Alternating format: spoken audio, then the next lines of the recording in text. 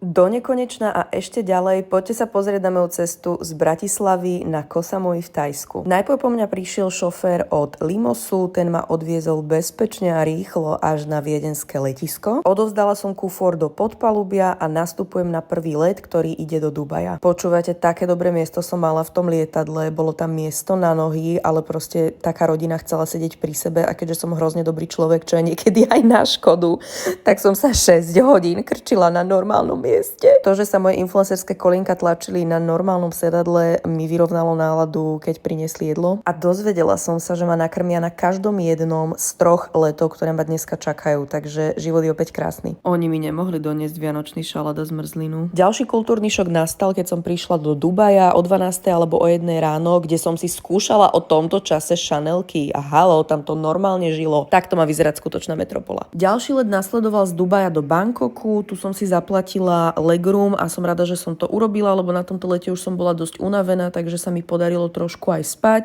Zobudili ma raňajky. Vidíte, že ma najviac fascinuje na tých letoch tá dĺžka a jedlo. Ináč musím povedať, že ja úplne chápem, že niekto si proste kúpi biznis alebo nejakú takúto drahú triedu, lebo keď si 12 hodín v lietadle, tak I would fucking pay tiež. No a v Bangkoku ma čakal asi najkrajší moment, pretože sa na túto cestu pripája aj Andrea Sakalová s frajerom. Chcem vás uviesť do toho, ako bola Andrea veľmi zaťatá, aby sa sem dopravila na koniec sveta aj ona. Keď som si včera večer balila posledné plavky, tak ona počas toho bukovala letenky a jej frajer prevracial oči a ja sa mu vôbec nečudujem. Na tomto letisku som mala až 6-hodinový prestup a tu môžete vidieť, ako sa snažím prebaliť môj veľký kufor, aby sedel do posledného gramu. V Thajsku majú úplne peknú hotovosť a na to, ako sa títo dvaja v kuse olizujú, sa budem pozerať najbližšie 2 týždne. Aby my sme sa jebali na druhý koniec planety, na dvojdňová cesta, mám pocit, že som v stredoveku a idem cez kopce, vieš? Strašné. Tak na to bude stať za to. No a z Bangkoku sa presúvame na posledný let, ten bude na ostrov Koh Samui a trvá ten let iba hodinu, napriek tomu nám tu tiež dali jedlo.